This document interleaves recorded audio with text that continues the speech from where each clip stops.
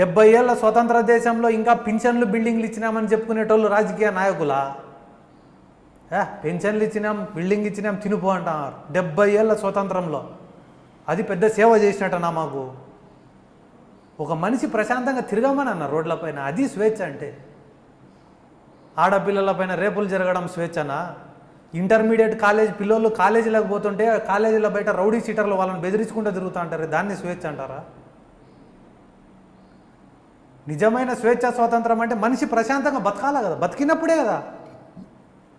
మేము ఇంటర్మీడియట్ చదివేటప్పుడు రోడ్లపైన పోతుంటే రౌడీ సీటర్లు ఇట్రా అంటారు, చేతిలో బీర్ బాటిల్ పట్టుకొని కడపలో. ఒరే రౌడీ సీటర్ రా, ఏమవుతుందేమో అని భయం. పోతే నమస్తే పెట్టాలా, ఇష్టంలే. కొడదామా అంటే మాకు అలవాటు లేదు కొట్టడం.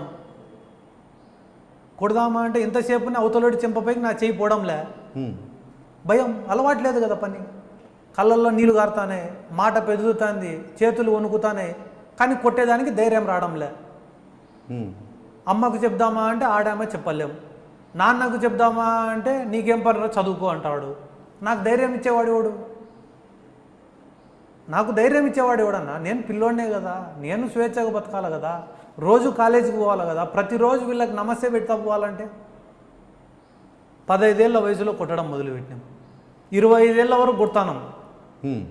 ఇప్పుడు రౌడీలే మాకు నమస్తే పెడతాన్నారు. అంటే మీరు కొట్టడం స్టార్ట్ చేశాక వాళ్ళు నమస్తే పెడతారా? అవును. ఇప్పుడు మా పేరు వాడుకొని రౌడీజం చేసేటోళ్ళు తయారైనారు, మా పేరు వాడుకొని మంచి చేసేటోళ్ళు ఉన్నారు, అదే టైంలో చెడు చేసే వాళ్ళు ఉన్నారు. దాన్ని కంట్రోల్లో పెట్టాలంటే మాకు అధికారం రావాలి, మాకు ఒక పవర్ అనేది రావాలా, వాస్తవం కాదా?